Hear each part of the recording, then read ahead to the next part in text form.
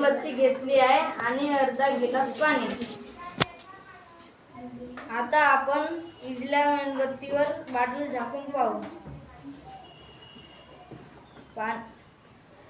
Bottle तर तळापर्यंत गेली नाही आणि पाणी पण आत शिरला नाही. आता आपण मेणबत्ती जाळून पाहू.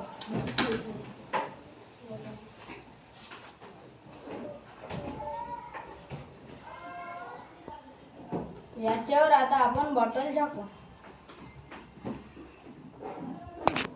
बॉटल तर आत शिरली आणि पाणी पण भद्र येत आहे.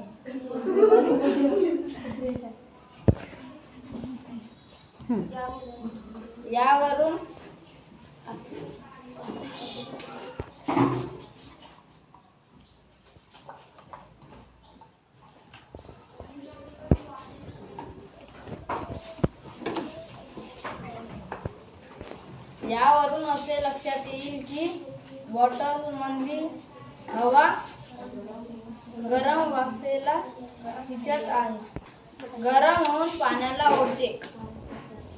धन्यवाद.